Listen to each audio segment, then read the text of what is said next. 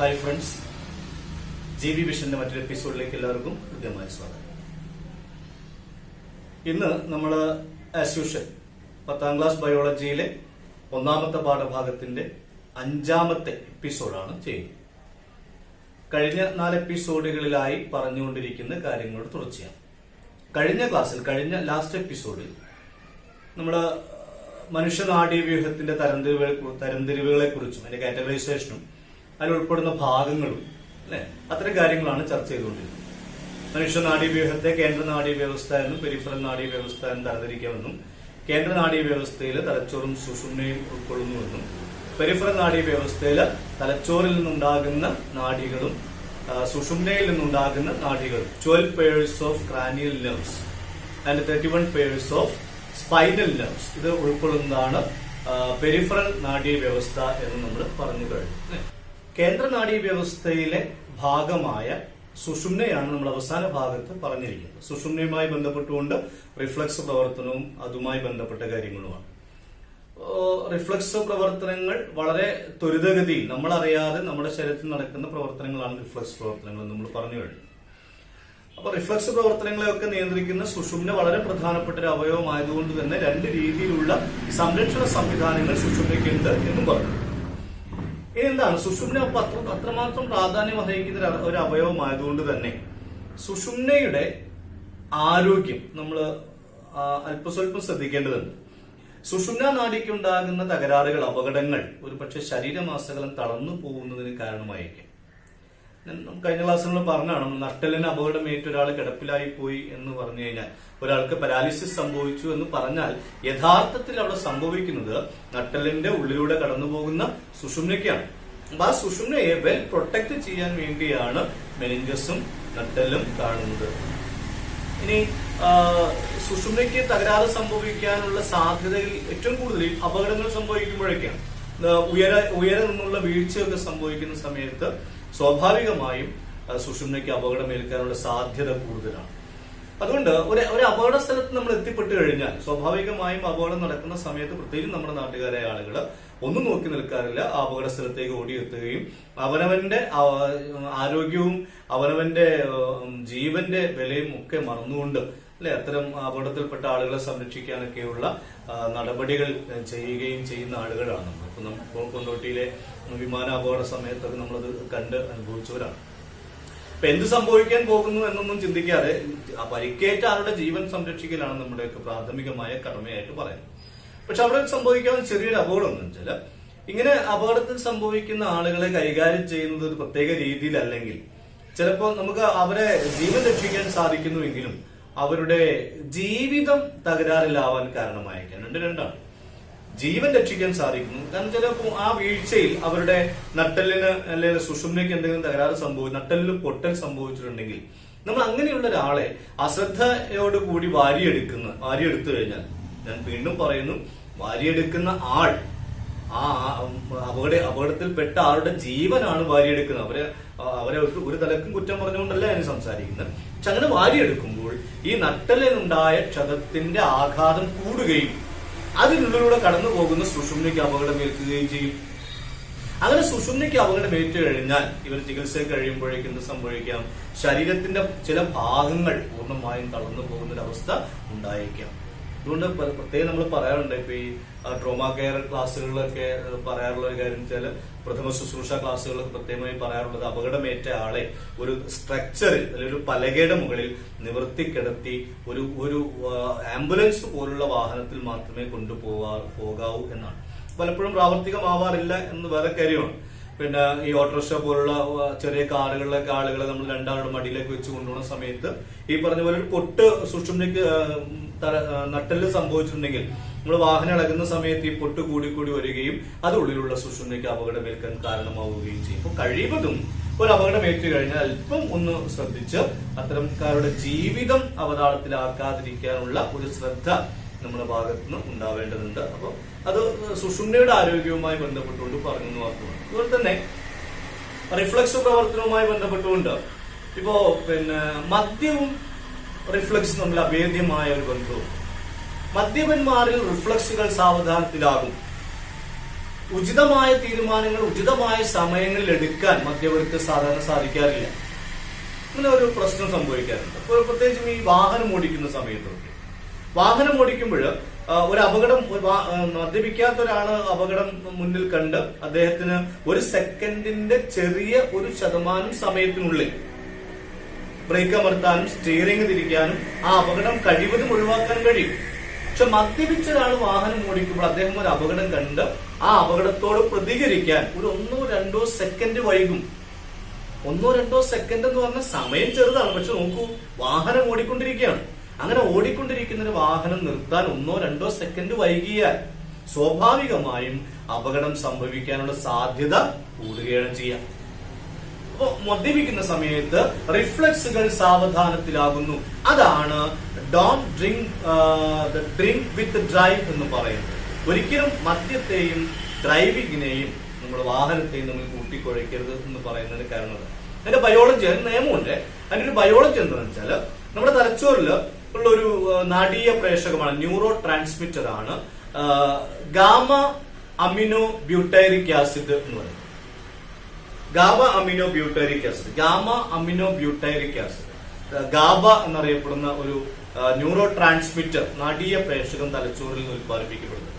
ഇത് തലച്ചോറിന്റെ പ്രവർത്തനങ്ങളെ മന്ദീഭവിപ്പിക്കാൻ കാരണമാകുന്ന ഒരു ന്യൂറോ ട്രാൻസ്മിറ്റർ ആണ്. അതിന്റെ പ്രവർത്തനങ്ങളെ ഒന്ന് സ്ലോസ് ഡൗൺ ചെയ്യാൻ കാരണമാകുന്ന ന്യൂറോ ട്രാൻസ്മിറ്റർ ആണ്.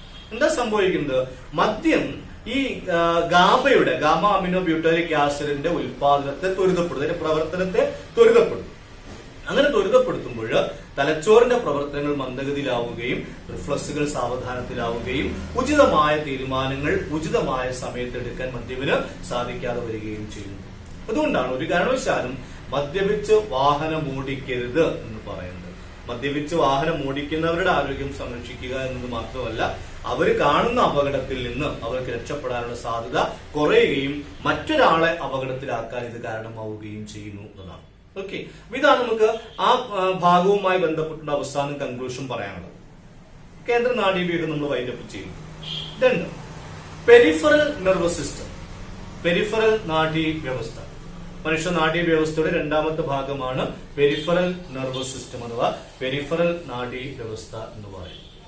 അപ്പൊ നമുക്ക് ചില സമയത്ത് പേടി ഉണ്ടാകുമ്പോൾ, ഭയമുണ്ടാകുന്ന സമയത്ത്, ദേഷ്യം ഉണ്ടാകുന്ന സമയത്ത്, അമിതമായി സന്തോഷം ഉണ്ടാകുന്ന സമയത്ത്, ഉത്കണ്ഠ ഉണ്ടാകുന്ന സമയത്ത്, ജിജ്ഞാസ ഉണ്ടാകുന്ന സമയത്തൊക്കെ നമ്മളിൽ അത്തരം സന്ദർഭങ്ങളിൽ നമുക്ക് സാധാരണ ഉണ്ടാവാറുണ്ട്.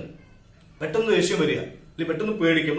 വീട്ടിൽ നിന്നും അങ്ങാടിയിലേക്ക് നടന്നു പോകുന്ന വഴി പെട്ടെന്ന് മുന്നിൽ ഒരു പാമ്പിനെ കണ്ട് നമ്മൾ പേടിക്കുന്നു. അല്ലെങ്കിൽ നമ്മുടെ പിറകിൽ ഒരു പട്ടി, പേപ്പട്ടി ശൈല്യമല്ലാതെ കേട്ടുകൊണ്ടിരിക്കുന്ന സമയമാണ്, ഒരു പട്ടി പിറകിലൂടെ വരുന്നു. അല്ലെ, ഇത് നമ്മൾ പേടിച്ചു പോകുന്ന സന്ദർഭങ്ങളാണ്. അല്ലെങ്കിൽ നമുക്ക് ഇഷ്ടമില്ലാത്തൊരു കാര്യം ഒരാൾ പറയുന്നു, നമുക്ക് അയാളോട് ദേഷ്യം വരിക. ഇത്തരം സന്ദർഭങ്ങൾ സാധാരണ നമുക്ക് ഉണ്ടാവാറുണ്ടല്ലോ, ജീവിതത്തിന്റെ സർവ്വസാധാരണമായിട്ട് ഉണ്ടാവാറുണ്ട്. ഇത്തരം സന്ദർഭങ്ങളിൽ നമ്മളിൽ ഉണ്ടാകുന്ന ശാരീരികമായ ചില മാറ്റങ്ങൾ ശ്രദ്ധിച്ചിട്ടുണ്ടോ നിങ്ങൾ? പേടിക്കുന്ന സമയത്ത്, ദേഷ്യമുണ്ടാകുന്ന സമയത്തൊക്കെ, അല്ലെങ്കിൽ ഉത്കണ്ഠ ഉണ്ടാകുമ്പോൾ, അടുത്ത നിമിഷം എന്ത് സംഭവിക്കും എന്ന ഉത്കണ്ഠ ഉണ്ടാകുമ്പോൾ, ഇത്തരം സമയങ്ങളിൽ നമ്മളിൽ ചില കാതലായ മാറ്റങ്ങൾ, ഫിസിയോളജിക്കൽ ചേഞ്ചസ്, ശരീരത്തിനകത്ത അവയവങ്ങൾക്കുണ്ടാകുന്ന ചില മാറ്റങ്ങൾ നമുക്ക് കാണാൻ സാധിക്കും. ശ്രദ്ധിച്ചിട്ടുണ്ടോ? എന്തൊക്കെയാണത്? ഒന്ന്, ഹൃദയമിടിപ്പ് കൂടുന്നു. അല്ലെ, ഹൃദയമിടിപ്പ് അല്ലാണ്ട് കൂടിപ്പോകും. ശ്വാസനാളം വികസിക്കും, ശ്വസനഗതി വർദ്ധിക്കും. കിതക്കില്ലേ? പേടിച്ചാൽ കിതയ്ക്കും, ദേഷ്യം വന്നാൽ കിതയ്ക്കും, ക്ഷീണിച്ചു നമ്മള്. കണ്ണിലെ കൃഷ്ണമണി വികസിക്കും. പേടിച്ചാൽ ദേഷ്യം വന്നാലൊക്കെ നമ്മുടെ കണ്ണിലെ കൃഷ്ണമണി വികസിച്ച് വലുതാവും. ഇങ്ങനെയുള്ള ചില നമുക്ക് അനുഭവിക്കാവുന്ന ചില മാറ്റങ്ങൾ, രോമങ്ങൾ നിവർന്നു നിൽക്കുക. അല്ലെ, പേടിക്കുമ്പോൾ ഓർമ്മയുണ്ടല്ലോ, പേടിക്കുമ്പോൾ രോമങ്ങൾക്ക് നിവർന്നു നിൽക്കും. അപ്പൊ ഇത്തരത്തിലുള്ള ചില മാറ്റങ്ങൾ ഇത്തരം സന്ദർഭങ്ങളിൽ, പേടിക്കുമ്പോഴോ ദേഷ്യം വരുമ്പോഴോ ആകാംക്ഷ ഉണ്ടാകുമ്പോഴോ ആങ്സൈറ്റി ഉണ്ടാകുന്ന സമയത്തൊക്കെ നമ്മളിൽ സാധാരണഗതിയിൽ സംഭവിക്കാറുണ്ട്. ഇത്തരത്തിലുള്ള പ്രവർത്തനങ്ങളെ, ഇങ്ങനെയുള്ള പ്രവർത്തനങ്ങളെ നിയന്ത്രിക്കുന്ന പെരിഫറൽ നെർവസ് സിസ്റ്റത്തിലെ ഒരു ഭാഗമാണ് ഇത്. നിയന്ത്രിക്കുന്ന പെരിഫറൽ നെർവസ് സിസ്റ്റമാണ്. പക്ഷെ പെരിഫറൽ നെർവസ് സിസ്റ്റത്തിന്റെ പൂർണ്ണമായും ഇത്തരം പ്രവർത്തനങ്ങളിൽ പങ്കാളിത്തമില്ല. പെരിഫറൽ നെർവസ് സിസ്റ്റം പൂർണ്ണമായും ഇത്തരം പ്രവർത്തനങ്ങളെ നിയന്ത്രിക്കുന്നില്ല. പകരം പെരിഫറൽ നെർവസ് സിസ്റ്റത്തിന്റെ ഒരു ബ്രാഞ്ച്, ഒരു ഡിവിഷൻ, അതാണ് സ്വതന്ത്ര നാഡീ വ്യവസ്ഥ. പെരിഫറൽ നെർവസ് സിസ്റ്റത്തിന്റെ ബ്രാഞ്ചാണ് സ്വതന്ത്ര നാഡീ വ്യവസ്ഥ. ഈ സ്വതന്ത്ര നാഡീ വ്യവസ്ഥയാണ് ഈ പറഞ്ഞ രീതിയിലുള്ള പ്രവർത്തനങ്ങളെ നിയന്ത്രിക്കുകയും ഏകോപിപ്പിക്കുകയും ചെയ്യുക. പേടിക്കുന്ന സമയത്തോ അല്ലെങ്കിൽ ദേഷ്യം വരുന്ന സമയത്ത് അത്തരം അടിയന്തര സാഹചര്യങ്ങളിൽ, അല്ലെ, ഇതൊക്കെ അടിയന്തര സാഹചര്യങ്ങളാണ്. ഇത്തരം അടിയന്തര സാഹചര്യങ്ങളിൽ നമ്മളിൽ ഉണ്ടാകുന്ന മാറ്റങ്ങളെ നിയന്ത്രിക്കുന്നത് പെരിഫറൽ നെർവസ് സിസ്റ്റത്തിന്റെ ഭാഗമായ സ്വതന്ത്ര നാഡീ വ്യവസ്ഥ അഥവാ ഓട്ടോണമസ് നെർവസ് സിസ്റ്റം എന്നതാണ്. ഓട്ടോണമസ് നെർവസ് സിസ്റ്റം അഥവാ സ്വതന്ത്ര നാഡീ വ്യവസ്ഥ എന്ന് പറയുന്നത് നമുക്ക് എന്താ നോക്കുക, ചില ശിരോനാഡികളും ചില സുഷുമ്നാ നാഡികളും ഉൾക്കൊള്ളുന്നതാണ് സ്വതന്ത്ര നാഡീ വ്യവസ്ഥ. 12 ജോഡി ശിരോനാഡികൾ, ക്രാനിയൽ നെർവ്സ് ഉണ്ടെന്ന് പറഞ്ഞു. ആ 12 ജോഡി ക്രാനിയൽ നെർവ്സിൽ പെട്ട ചില നെർവ്സ്, മുഴുവനില്ല. 31 ജോഡിയാണ് സ്പൈനൽ നെർവ്സ് ഉള്ളത്, സുഷുമ്നാ നാഡികളുള്ളത്.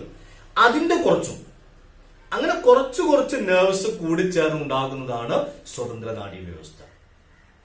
എല്ലാ ക്രാനിയൽ നെർവ്സും എല്ലാ സ്പൈനൽ നെർവ്സും എന്തിന്റെ ഭാഗമാണ്? പെരിഫറൽ നെർവസ് സിസ്റ്റത്തിന്റെ ഭാഗമാണല്ലോ, അല്ലെ? അപ്പൊ സ്വാഭാവികമായും ഓട്ടോണമസ് നെർവസ് സിസ്റ്റം, സ്വതന്ത്ര നാഡീ വ്യവസ്ഥയും എന്തിന്റെ ഭാഗം തന്നെയാണ്? ഓക്കെ, പെരിഫറൽ നെർവസ് സിസ്റ്റത്തിന്റെ ഭാഗം തന്നെയാണ്. എങ്കിലും ആ പെരിഫറൽ നെർവസ് സിസ്റ്റത്തിന്റെ ഈ ബ്രാഞ്ചാണ് ഈ പറഞ്ഞതുപോലെയുള്ള അടിയന്തര സാഹചര്യങ്ങളിൽ നമ്മളിൽ ഉണ്ടാകുന്ന മാറ്റങ്ങളെയൊക്കെ നിയന്ത്രിക്കുക. ഇനി ഓട്ടോണമസ് നെർവസ് സിസ്റ്റത്തിന്, പെരിഫറൽ നെർവസ് സിസ്റ്റത്തിന് 2 ബ്രാഞ്ചസ് ഉണ്ട്. Divides into 2 as sympathetic nervous system and parasympathetic nervous system. Sympathetic നാഡീ വ്യവസ്ഥ എന്നും പാരാസിമ്പത്തറ്റിക് നാഡീ വ്യവസ്ഥ എന്നും സ്വതന്ത്ര നാഡീ വ്യവസ്ഥയെ ഓട്ടോണമസ് നെർവസ് സിസ്റ്റത്തെ നമുക്ക് 2ആയി ക്ലാസിഫൈ ചെയ്യാൻ സാധിക്കും. ഇത് രണ്ടും കൂടെ ചേരുന്നതാണ് സ്വതന്ത്ര നാഡീ വ്യവസ്ഥ എന്ന് പറയുന്നത്. നോക്കാം, നമുക്ക് പരീക്ഷയ്ക്ക് ആവർത്തിച്ചു വരുന്ന ഒരു ഭാഗമാണ്. എന്താ സംഭവിക്കുന്നത് നോക്കൂ. സിമ്പത്തറ്റിക് നെർവസ് സിസ്റ്റം എന്ന് പറയുന്നത് ചില സമയങ്ങളിൽ ചില പ്രവർത്തനങ്ങളുടെ വേഗത കൂട്ടുക, accelerate some activities in certain situations. ആവശ്യമായ ചില സമയങ്ങളിൽ ആവശ്യമായ ചില അവയവങ്ങളുടെ പ്രവർത്തന വേഗത കൂട്ടുന്നു. അറ്റ് ദ സെയിം ടൈം വേറെ ചില സമയങ്ങളിൽ വേറെ ചില പ്രവർത്തനങ്ങളുടെ വേഗത ഇതേ സിമ്പത്തറ്റിക് വ്യവസ്ഥ സ്ലോസ് ഡൗൺ, കുറയ്ക്കുകയും ചെയ്യുന്നു. ചില സമയങ്ങളിൽ ചില പ്രവർത്തനങ്ങളുടെ വേഗത കൂട്ടുകയും വേറെ ചില സമയങ്ങളിൽ വേറെ ചില പ്രവർത്തനങ്ങളുടെ വേഗത കുറയ്ക്കുകയും ചെയ്യുന്നു. ആര്? Sympathetic nervous system. അപ്പൊ പാരാസിമ്പത്തറ്റിക്കോ നോക്കൂ, ചില സമയങ്ങളിൽ ചില പ്രവർത്തനങ്ങളുടെ വേഗത കൂട്ടുകയും വേറെ ചില സമയങ്ങളിൽ വേറെ ചില പ്രവർത്തനങ്ങളുടെ വേഗത കുറയ്ക്കുകയും ചെയ്യുന്നു. ആര്? പാരാസിമ്പത്തറ്റിക് വ്യവസ്ഥ. എന്തപ്പോ അങ്ങനെ? ഞാൻ നേരത്തെ പറഞ്ഞതും ഇപ്പൊ പറഞ്ഞു ഒന്ന് തന്നെയല്ലേ? പാരാസിമ്പത്തറ്റിക്കും എന്താണ് ചെയ്യുന്നത്? ചില സമയങ്ങളിൽ ചില പ്രവർത്തനങ്ങളുടെ വേഗത കൂട്ടുകയും വേറെ ചില സമയങ്ങളിൽ വേറെ ചില പ്രവർത്തനങ്ങളുടെ വേഗത കുറയ്ക്കുകയും ചെയ്യുന്നു. അപ്പൊ രണ്ടും ചേർത്ത് വെച്ചു നോക്കാം. അപ്പൊ നിങ്ങൾക്ക് മനസ്സിലാവും എങ്ങനെ. ഇവ ശരിക്കും പറഞ്ഞാൽ പരസ്പര വിരുദ്ധമായി കോൺട്രവേഴ്സറി ആക്ടിവിറ്റീസ് ഉള്ള 2 സംവിധാനങ്ങളാണ് സിമ്പത്തറ്റിക്കും പാരാസിമ്പത്തറ്റിക്കും. പരസ്പര വിരുദ്ധമായി പ്രവർത്തിക്കുന്നത് എങ്ങനെ നോക്കൂ. സിമ്പത്തറ്റിക് വ്യവസ്ഥ ഏതൊക്കെ പ്രവർത്തനങ്ങളുടെ വേഗതയാണോ കൂട്ടുന്നത് അതിന്റെയൊക്കെ വേഗത പാരാസിമ്പത്തറ്റിക് നോർമലാക്കുന്നു, കുറയ്ക്കുന്നു. ബന്ധം മനസ്സിലായോ? ഇനി എങ്ങനെ പറയാം? പാരാസിമ്പത്തറ്റിക് ഏതൊക്കെ പ്രവർത്തനങ്ങളുടെ വേഗത കൂട്ടുന്നുവോ അതിന്റെയൊക്കെ വേഗത സിമ്പത്തറ്റിക് കുറയ്ക്കുന്നു. കോൺട്രവേഴ്സറി ആകുന്ന എങ്ങനെ മനസ്സിലായോ? വിപരീത പ്രവർത്തനങ്ങളാകുന്നത്. സിമ്പത്തറ്റിക് ഏതൊക്കെ പ്രവർത്തനങ്ങളുടെ വേഗത കൂട്ടുന്നുവോ അതിന്റെയൊക്കെ വേഗത പാരാസിമ്പത്തറ്റിക് കുറയ്ക്കും. പാരാസിമ്പത്തറ്റിക് ഏതൊക്കെ പ്രവർത്തനത്തിന്റെ വേഗത കൂട്ടുന്നുവോ അതിന്റെയൊക്കെ വേഗത സിമ്പത്തറ്റിക്കും കുറയ്ക്കും. ഇതാണ് പരസ്പര വിരുദ്ധത. ഇത് എങ്ങനെ ഒന്ന് കൂടുകയും കുറയ്ക്കുകയും ചെയ്യുന്നതിന് വേണ്ടിയാണ്? കൃത്യമായി നമ്മുടെ അവയവങ്ങളുടെ പ്രവർത്തന വേഗതയെ ക്രമീകരിക്കാനുള്ള സംവിധാനമാണിത്. ചില സമയങ്ങളിൽ ചില പ്രവർത്തനങ്ങളുടെ വേഗത കൂടേണ്ടതുണ്ട്. ഫോർ എക്സാമ്പിൾ, നേരത്തെ പറഞ്ഞ സന്ദർഭം എടുക്കും. നമുക്ക് പാമ്പിനെ കണ്ടു, പട്ടിയെ കണ്ടു, പേടിച്ചോടുക. നമ്മള് ഭൂരിഭാഗം പേരും അത് തന്നെ ചെയ്യാം, ഒരു സംശയമില്ല. പാമ്പിനെ കണ്ടു പേടിച്ചോടുമ്പോൾ ഓടി വീട്ടിലെത്തിയ ഉടനെ നമ്മൾ നമ്മളെ പരിശോധിച്ചാലുള്ള മാറ്റം എന്താ? നന്നായി കിതയ്ക്കുമല്ലോ. നെഞ്ചിൽ തൊട്ടാൽ ഹൃദയമിടിപ്പ് വല്ലാതെ കൂടിയിട്ടുണ്ടാവും. കൃഷ്ണമണി വികസിക്കും. പേടിച്ചാരണ്ട് കൃഷ്ണമണി വികസിക്കും. ഞാൻ നേരത്തെ പറഞ്ഞ രോമങ്ങളൊക്കെ നിവർന്നു നിൽക്കും. ഇതോടൊപ്പം കൈകാലുകളിലേക്കുള്ള രക്തപ്രവാഹം കൂടുന്നു. പിന്നെ ഹോർമോൺ ഉൽപാദനം മൂന്നാമത്തെ പാഠത്തിൽ വിശദമായി പറയുന്നുണ്ട്. ഹോർമോണുകളുടെ ഉൽപാദനം വർദ്ധിക്കുന്നു. ഇതൊക്കെ ആ സമയത്ത് ഉണ്ടാകുന്ന, ഏത് സമയത്ത്? പാമ്പിനെ കണ്ടില് പട്ടിയെ കണ്ട് പേടിച്ചോടുന്ന സമയത്ത് നമ്മളിൽ ഉണ്ടാകുന്ന മാറ്റങ്ങളാണ്. ഈ മാറ്റങ്ങളെയൊക്കെ അപ്പൊ ആ സമയത്ത് ഈ മാറ്റങ്ങൾ ഉണ്ടായല്ലേ പറ്റൂ. കാരണം നമുക്ക് സാധാരണ നടക്കുന്ന സമയത്തുള്ള ഊർജം പോരാ. ഓടുമ്പോൾ നമുക്ക് കൂടുതൽ ഊർജം വേണ്ടതുണ്ട്. കൂടുതൽ ഊർജം കിട്ടണമെങ്കിൽ കൂടുതൽ രക്തപ്രവാഹം കൂടണം. രക്തപ്രവാഹം കാലിലേക്കും കൈയിലേക്കും കൂടുതലായിട്ട് വരണം. കൂടുതൽ ഓക്സിജൻ ആ രക്തത്തിലൂടെ കൈകാലുകളിലേക്ക് എത്തേണ്ടതുണ്ട്. കാഴ്ച ശരിയായ രീതിയിൽ കാഴ്ച കിട്ടാൻ വേണ്ടിയാണ് കൃഷ്ണമണി വികസിക്കുന്നത്. അപ്പൊ ഇതൊക്കെ ആ സമയത്ത് നടക്കേണ്ടതാണ്, ഒരു സംശയമില്ല. പക്ഷേ നമ്മൾ പാമ്പിനെ കണ്ടു, പേടിച്ചോടി, വീട്ടിലെത്തി, അരമണിക്കൂർ കഴിഞ്ഞു, ഒരു കാമണിക്കൂർ കഴിഞ്ഞു നമ്മുടെ അവസ്ഥ എന്താവും? അപ്പോൾ നമ്മൾ കിതച്ചോണ്ടിരിക്കോ? അപ്പോഴും ഹൃദയം പടപടാൻ പിടിച്ചോണ്ടിരിക്കോ? ഇല്ല. അപ്പൊ എന്താ സംഭവിക്കുക? ഹൃദയമിടിപ്പ് സ്ലോസ് ഡൗൺ, കുറയും, നോർമലാകും. ശ്വാസോച്ഛ്വാസം നോർമലാകും. ആവണ്ടേ? അരമണിക്കൂർ കഴിഞ്ഞാൽ പിന്നെ എന്തിനാണ് ഹൃദയം അല്ലാതെ പിടിക്കേണ്ടതിന് വേണ്ടി? ഹൃദയം കൂടുതൽ മിടിച്ചതിന് വേണ്ടിയാണ്. പാമ്പിൽ നിന്ന് രക്ഷപ്പെടാൻ വേണ്ടിയാ, സ്പീഡിൽ ഓടാൻ വേണ്ടിയല്ലേ. ഓടി രക്ഷപ്പെട്ട് കഴിഞ്ഞാൽ പിന്നെ ഇതിന്റെ വേഗത കുറയണം. അപ്പൊ കൂട്ടുകയും വേണം, കുറയുകയും വേണം. മനസ്സിലായല്ലോ? ഇതിനാണ് ആര് സഹായിക്കുന്നത്? സിമ്പത്തറ്റിക്കും പാരാസിമ്പത്തറ്റിക്കും സഹായിക്കുക. ഇനി അവയുടെ പ്രവർത്തനങ്ങളെ കൂടെ ഒന്ന് ലിസ്റ്റ് ഔട്ട് ചെയ്ത് കഴിഞ്ഞാൽ നിങ്ങൾക്ക് അത് ഒന്നുകൂടെ മനസ്സിലാവും. 18ാമത്തെ പേജില് നിങ്ങൾക്ക് വ്യക്തമായി ഈ സിമ്പത്തറ്റിക്കിന്റെയും പാരാസിമ്പത്തറ്റിക്കിന്റെയും പ്രവർത്തനങ്ങളുമായി ബന്ധപ്പെട്ടുകൊണ്ടുള്ള ഒരു റെപ്രസെന്റേഷൻ കൊടുത്തിട്ടുണ്ട്. ഇത് കൃത്യമായിട്ട് മനസ്സിലാക്കി വെക്കുക. ഇത് ഞാൻ പറഞ്ഞു ആവർത്തിച്ച് വന്നുകൊണ്ടിരിക്കുന്ന ഒരു കാര്യമാണ്. നോക്കൂ, സിമ്പത്തറ്റിക് വ്യവസ്ഥയുടെ പ്രവർത്തനങ്ങൾ നമുക്ക് ആദ്യം ലിസ്റ്റ് ഔട്ട് ചെയ്യാം. നമുക്കൊരു കാര്യം ചെയ്യാം, നമ്മൾ സിമ്പത്തറ്റിക് വ്യവസ്ഥ മാത്രം പഠിച്ചാൽ മതി.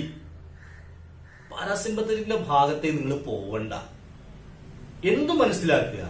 സിമ്പത്തറ്റിക് വ്യവസ്ഥ പഠിച്ചിട്ട് ഇതിന്റെ ഓപ്പോസിറ്റ് ആണ് പാരാസിമ്പത്തറ്റിക് എന്ന് ഒരു വരി അവസാനം പറഞ്ഞാൽ മതി. ഒന്നുകൂടെ മനസ്സിലാക്കാം. നോക്കൂ, ഓരോ പ്രവർത്തനങ്ങൾ. ഇപ്പോ കണ്ണിലെ കൃഷ്ണമണി വികസിക്കുക സിമ്പത്തറ്റിക് വ്യവസ്ഥയുടെ ഒരു പ്രവർത്തനമാണ്. കണ്ണിലെ കൃഷ്ണമണി വികസിപ്പിക്കുന്നു. ശ്വാസനാളം വികസിപ്പിക്കുക, ശ്വാസോച്ഛ്വാസം കൂടാൻ വേണ്ടി, ധാരാളം വായു ഉള്ളിലേക്ക് എടുക്കാനും പുറത്തേക്ക് തള്ളാനും വേണ്ടി ശ്വാസനാളം വികസിപ്പിക്കുന്നു. ഹൃദയമിടിപ്പ് കൂടുന്നു. രക്തചംക്രമണം വർദ്ധിപ്പിക്കാൻ വേണ്ടി ഹൃദയമിടിപ്പ് കൂടുന്നു. ഹോർമോൺ ഉൽപാദനം നമ്മുടെ ഈ ശാരീരിക പ്രവർത്തനങ്ങളുടെ വേഗത വർദ്ധിപ്പിക്കുന്നതുമായി ബന്ധപ്പെട്ട വളരെ പ്രധാനപ്പെട്ട ഒരു പ്രവർത്തനമാണ്. ഹോർമോൺ ഉൽപാദനം കൂടുന്നു. കൈകാലുകളിലേക്കുള്ള രക്തപ്രവാഹം കൂടുന്നു. അതോടൊപ്പം ഉമിനീരുൽപാദനം കുറയുന്നു. സിമ്പത്തറ്റിക്കിന്റെ പ്രവർത്തനമാണ്. സിമ്പത്തറ്റിക്കിന്റെ പ്രവർത്തനം തന്നെയാണ് ഉമിനീർ ഉൽപാദനം കുറയുന്നു. പെരിസ്റ്റാൾസിസ് മന്ദീഭവിക്കുന്നു. Slows down the peristalsis. ഓർമ്മയുണ്ടോ പെരിസ്റ്റാൾസിസ്? അന്നനാളത്തിലൂടെ ആഹാരം കടന്നു പോകുന്ന സമയത്ത് അന്നനാളത്തിലുണ്ടാകുന്ന തരംഗ രൂപത്തിലുള്ള ചലനമാണ് പെരിസ്റ്റാൾസിസ്. അത് സ്ലോസ് ഡൗൺ, സാവധാനത്തിലാകുന്നു. ഓക്കെ, ഉദരാശയ പ്രവർത്തന വേഗത സാവധാനത്തിലാകുന്നു, നോർമൽ ആകുന്നു. ഗ്യാസ്ട്രോ ഇൻഡസ്റ്റൈനൽ മൂവ്മെന്റ്സ് നോർമൽ ആകുന്നു. കരളിന്റെയും പിത്താശയത്തിന്റെയും ആമാശയത്തിന്റെയും ഒക്കെ പ്രവർത്തനങ്ങൾ നോർമൽ ആകുന്നു. പിന്നെ നമ്മുടെ യൂറിനറി ബ്ലാഡർ, മൂത്രാശയം വികസിക്കുന്നു, സാധാരണഗതിയിലേക്ക് എത്തുന്നു. ഇത്രയാണ് സിമ്പത്തറ്റിക് വ്യവസ്ഥ നിർവഹിക്കുന്ന അതിന്റെ ധർമ്മങ്ങളായിട്ട് പറയുന്നത്. നമുക്ക് ഇതിന് രണ്ട് പോർഷൻ ആക്കി എടുക്കാം. സിമ്പത്തറ്റിക്കിന്റെ പ്രവർത്തനങ്ങളെ രണ്ട് ഭാഗമാക്കി മാറ്റാം.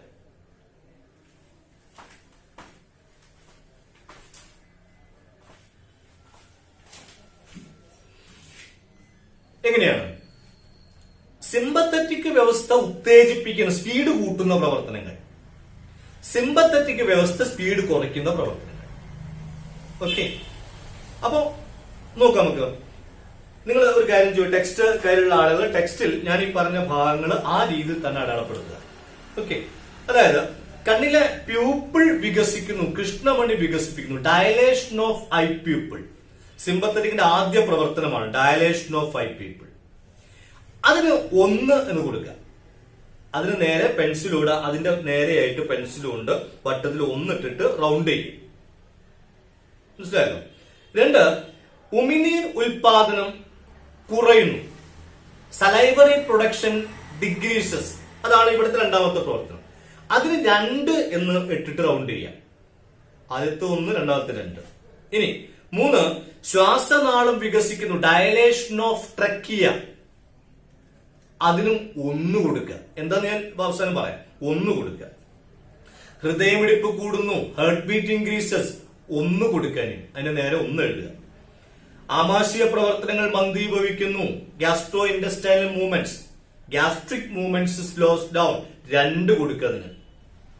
പിന്നെ ഗ്ലൈക്കോജനെ ഗ്ലൂക്കോസ് ആക്കുന്നു. Okay, glycogen is converts into glucose or the level of glucose increases by conversion of glycogen. 1 കൊടുക്കുക.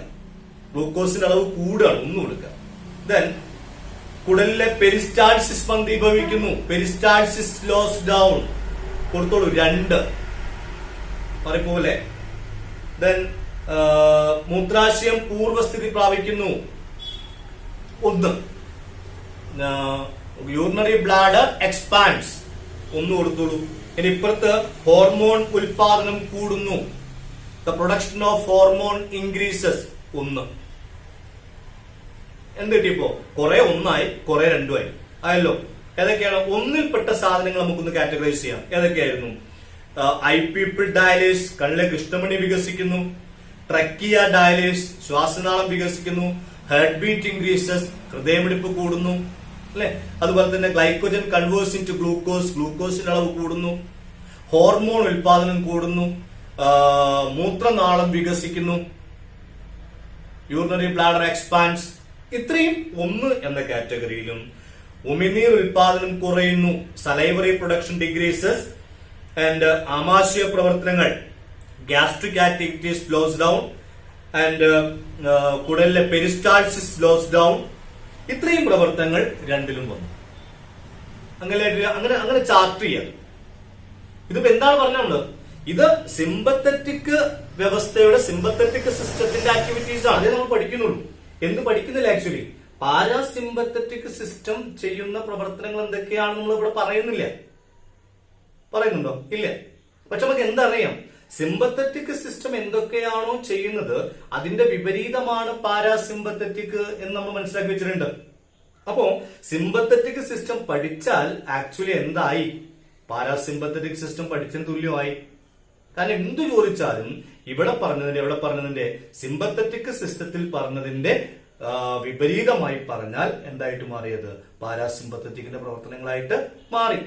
ഓക്കെ, ആ രീതിയിൽ പഠിച്ചിട്ടാ മതി. അപ്പൊ സിമ്പിളാണ്. ഒരു ഭാഗം കൊണ്ട് ഒഴിവാക്കി നമുക്ക് ഒരു ഭാഗം പഠിക്കാതെ പഠിക്കാൻ പറ്റും. നിങ്ങൾക്ക് ഒരു വാശിയാണ്, ഞാൻ പാരാസിമ്പത്തറ്റിക് ആണ് പഠിക്കുന്നത്. അങ്ങനെ ചിന്തിക്കാം. പാരാസിമ്പത്തറ്റിക് പഠിച്ചോളൂ. എന്ത് മനസ്സിലാക്കുക? പാരാസിമ്പത്തറ്റിക്കിന്റെ വിപരീതമാണ് സിമ്പത്തറ്റിക്. അതുകൊണ്ട് സിമ്പത്തറ്റിക് പഠിക്കേണ്ടതില്ല. പാരാസിമ്പത്തറ്റിക് പഠിച്ചാൽ എന്ത് പഠിച്ചെന്ന് അറിയാണ്? സിമ്പത്തറ്റിക് വ്യവസ്ഥ പഠിച്ചതുപോലെയാണ്. പരിശോധിച്ചു നോക്കൂ, എന്താ പാരാസിമ്പത്തറ്റിക് പറയുന്നത്? കണ്ണിലെ പ്യൂപ്പിൾ ചുരുങ്ങുന്നു. ഇവിടെ എന്തായിരുന്നു? പ്യൂപ്പിൾ വികസിക്കുന്നു. എവിടെ? സിമ്പത്തറ്റിക്കൽ പ്യൂപ്പിൾ വികസിക്കുന്നു എന്നാണെങ്കിൽ പാരാസിമ്പത്തറ്റിക്കൽ പ്യൂപ്പിൾ ചുരുങ്ങുന്നു. Contraction of I pupil. 2, ഉമിനീർ ഉൽപാദനം കുറയുന്നു എന്നാണ് സിമ്പത്തറ്റിക്കില്. സലൈവറി പ്രൊഡക്ഷൻ ഡിക്രീസസ് ആണ്. എന്നാൽ പാരാസിമ്പത്തറ്റിക്കിൽ എത്തുമ്പോഴേക്കും സലൈവറി പ്രൊഡക്ഷൻ ഇൻക്രീസസ്, കൂടുന്നു. 3 നോക്കൂ, ശ്വാസനാളം വികസിക്കുന്നു. Trachea dilates. ഇപ്പുറത്ത് എന്താണ്? ശ്വാസനാളം സങ്കോചിക്കുന്നു. കോൺസ്ട്രിക്ട്സ് ദ ട്രക്കിയ. ഹൃദയമിടിപ്പ് കൂടുന്നു എന്നാണ് സിമ്പത്തറ്റിക്കൽ.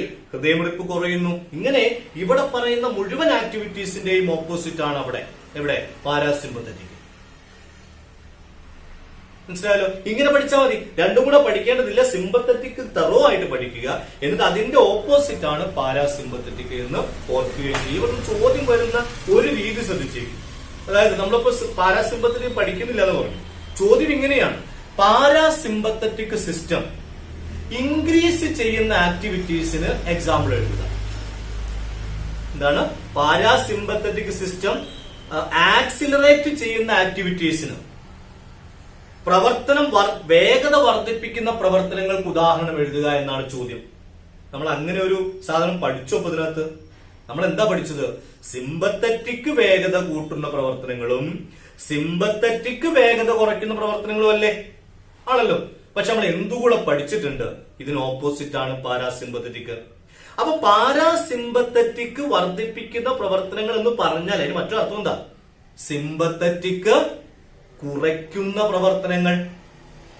ഏതൊക്കെ പ്രവർത്തനങ്ങളുടെ വേഗതയാണോ സിമ്പത്തറ്റിക് കുറച്ചത്, അതിന്റെയൊക്കെ വേഗത ആര് വർദ്ധിപ്പിക്കുന്നു എന്നാണ്? പാരാസിമ്പത്തറ്റിക് വർദ്ധിപ്പിക്കുന്നു. അപ്പൊ ഏതൊക്കെയായിരിക്കും? സലൈവറി പ്രൊഡക്ഷൻ ഇൻക്രീസസ്, ഉമിനീർ ഉൽപാദനം കൂടുന്നു. ഗ്യാസ്ട്രിക് മൂവ്മെന്റ്സ് ഇൻക്രീസസ്, ആമാശയ പ്രവർത്തനങ്ങൾ ത്വരിതഗതിയിലാവുന്നു. പെരിസ്റ്റാൾസിസ് ഇൻക്രീസസ്, പെരിസ്റ്റാൾസിസ് കൂടുന്നു. അല്ലെ? ഇത്രയും പ്രവർത്തനങ്ങളാണ് പാരാസിമ്പത്തറ്റിക് വർദ്ധിപ്പിക്കുക. മനസ്സിലായല്ലോ? ഇനി പാരാസിമ്പത്തറ്റിക് സ്ലോസ് ഡൗൺ ചെയ്യുന്ന ആക്ടിവിറ്റീസ് ചോദിച്ചാലോ? വേഗത കുറയ്ക്കുന്ന ആക്ടിവിറ്റീസ് ചോദിച്ചാലോ?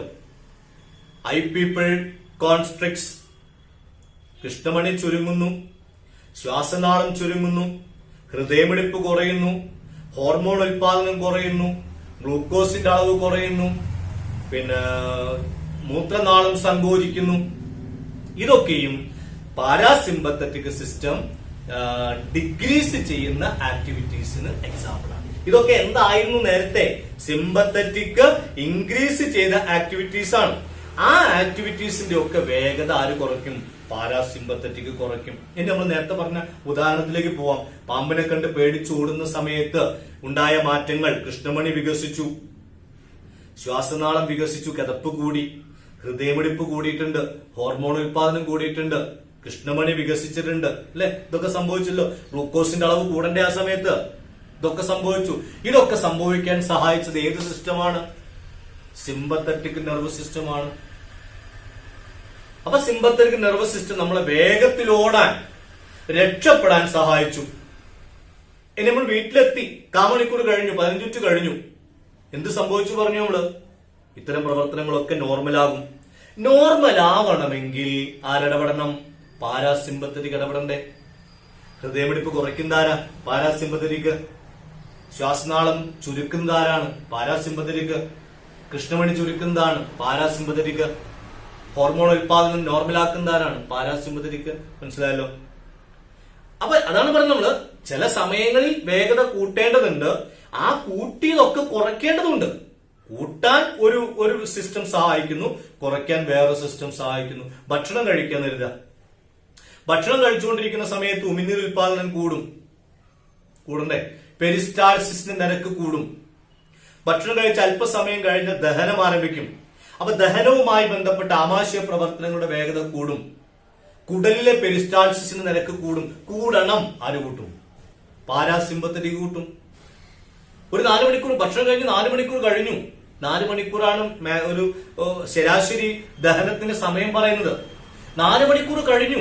4 മണിക്കൂർ കഴിഞ്ഞാൽ ദഹനവുമായി ബന്ധപ്പെട്ട പ്രവർത്തനങ്ങൾ കുറയണ്ടേ? ദഹനം അവസാനിക്കുന്നതിനനുസരിച്ച് അല്ലെ ഇതിന്റെ അളവ് കുറഞ്ഞു വരണം, ഇതിന്റെ പ്രവർത്തനം കുറയണം. കൂട്ടാൻ ആരെ സഹായിച്ച്? ദഹനവുമായി ബന്ധപ്പെട്ട പ്രവർത്തനങ്ങളെ കൂട്ടാൻ ആര് സഹായിച്ചു? പാരാസിമ്പത്തറ്റിക്. അല്പസമയം കഴിഞ്ഞ് ഈ പ്രവർത്തനങ്ങളൊക്കെ നോർമൽ ആക്കാൻ ആര് വേണം? സിമ്പത്തറ്റിക് വേണം. മനസ്സിലായല്ലോ? അപ്പൊ സിമ്പത്തറ്റിക് വ്യവസ്ഥയുടെയും പാരാസിമ്പത്തറ്റിക് വ്യവസ്ഥയുടെയും പരസ്പര വിരുദ്ധമായ പ്രവർത്തനങ്ങളുടെ ഫലമായാണ് നമ്മുടെ ശാരീരിക പ്രവർത്തനങ്ങളുടെ വേഗത ക്രമീകരിക്കപ്പെടുന്നത്. നിങ്ങളോട് ചോദ്യം ചോദിക്കുകയാണ്, നമ്മുടെ ശാരീരിക പ്രവർത്തനങ്ങൾക്ക് ഏറ്റവും അനുയോജ്യമായത് ഏതാണ്? സിമ്പത്തറ്റിക് ആണോ പാരാസിമ്പത്തറ്റിക് ആണോ? എന്തുത്തരം പറയും? രണ്ടും എന്നാണ് ഉത്തരം വേണ്ടത്. ഓടാൻ സഹായിക്കുന്നത് സിമ്പത്തറ്റിക് ആണെങ്കിലും ഓടുന്ന സമയത്തുണ്ടാകുന്ന മാറ്റങ്ങൾ കുറെ ദിവസം നീണ്ടുപോയാൽ, ഹൃദയമിടിപ്പ് കുറയാതെ ആയാൽ, ശ്വസന നിരക്ക് കുറയാതെ ആയാൽ ആയുസ് കുറയും. അപ്പൊ അത് കുറയ്ക്കണം. ആര് വേണം? പാരാസിമ്പത്തറ്റിക് വേണം. ആഹാരം കഴിക്കുമ്പോൾ പാരാസിമ്പത്തറ്റിക് ആണ് പ്രധാനം.